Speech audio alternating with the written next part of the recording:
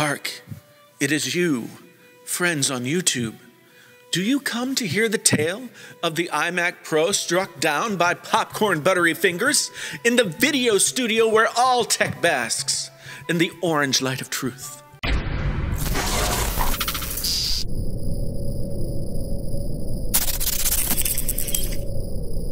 Tonight, we have a twisting tale of a few tech YouTubers disagreeing vociferously about broken technology. Each made their own video, first introducing the issue, then responding to the issue, then responding to the response of the issue. And yet, the true solution has eluded them until now. This is the response to the response to the response regarding this divisive conundrum. And yes, portions of each argument have their own validity. Some are yet straight missing the barn altogether. Let us collect their aim. First, I want to say this video may contain some positive remarks about Apple and some salty remarks about fellow YouTubers, friends of the channel all except for Linus, who doesn't know my puny channel exists. I am but a barnacle adhered to the carapace of his mighty warring ship. To balance those aforementioned potentially positive remarks, I want to remind you all that the mighty Apple is still the overpriced king of a failing kingdom, a dastardly tax dodger, purveyor of Siri, the dumbest smart talking thing in all the kingdom, the touch bar, which is not made of chocolate and therefore completely useless, and the HomePod, the little speaker that couldn't, who just wants to grow up and have all the features of the big boy speakers like his daddy Tim promised. Yes, it's still that Apple. But hear me out. Let's briefly recap this twisted story from the witches' britches of North America and see where it takes us. Our players. Linus, super successful YouTube media magnate, breaks iMac Pro when taking it apart, presumably to spin some kind of super awesome device teardown video. Apple won't fix his brokey wokey. Linus calls a boisterous BS. Then we have Drew, the Ginger Avenger, leaping to the aid of all things Apple. He says no, Apple shouldn't fix because they have more important things to do, like replacing old iPhone batteries. And lastly, John of the front page of tech, the funniest YouTuber on his block in wherever Ohio, says Apple should fix since Linus is willing to pay, but can't because no elves in the spaceship know how to fix the new thingy that's black, but is shaped exactly like all the old thingies that were silver. And that's the big problem, says John. Friends, let me say to you, everyone is wrong, mostly. In the case of Linus and his busted black $10,000 ship's anchor, there will be no joy in Mudville, not a lick of it. After watching aforementioned videos, I decided to go on a journey deep into the Apple support page and see what's covered and how, and read the fine print. Why, you ask, did I undertake this journey? Let's do some light reading that I pulled from the annals of the Apple support page.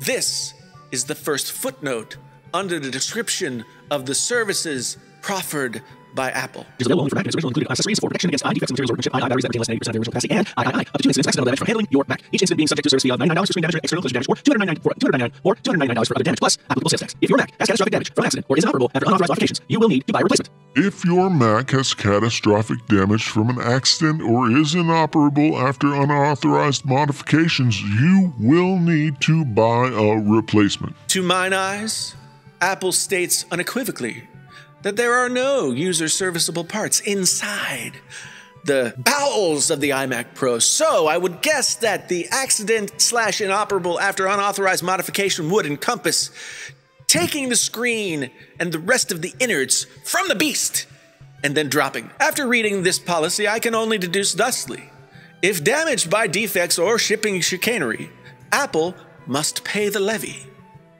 If you take the fiendish thingy apart when you're expressly warned not to and have a whittle boo-boo, That's on you.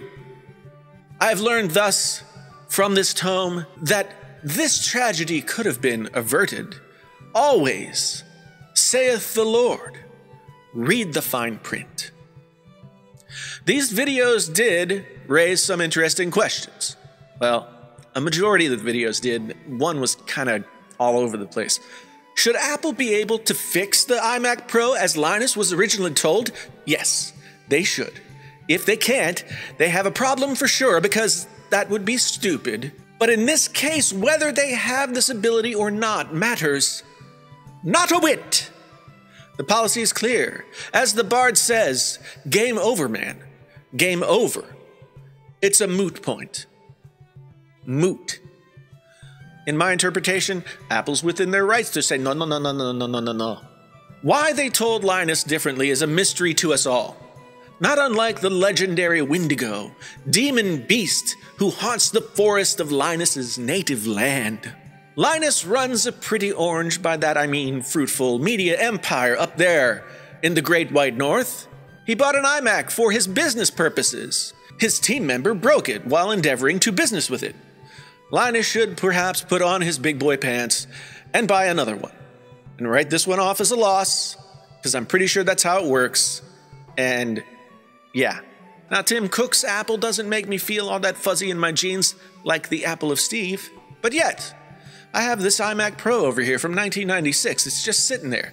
I upgraded it to an SSD and El Capitan, and it is a growly beast. It is something like 123 years old, and I can still upgrade it further. This beast will still stalk the plains of my desktop until the great wasting descends upon us. So the question still on our lips, does Apple customer care suck? No. Not in my experience, but I've been fortunate to never have to use them in 30 years of availing myself of their wares. That, in and of itself, says something. They are still a moldering dog pile in so many ways, but in this, they are good. So what lesson have we learned through all these twists and turns and rhetoric, both blustery and a little bitchy? If you're gonna take it apart, and you know that's a no-no, make sure you understand there are no takebacks. It says so right there in those words you didn't read.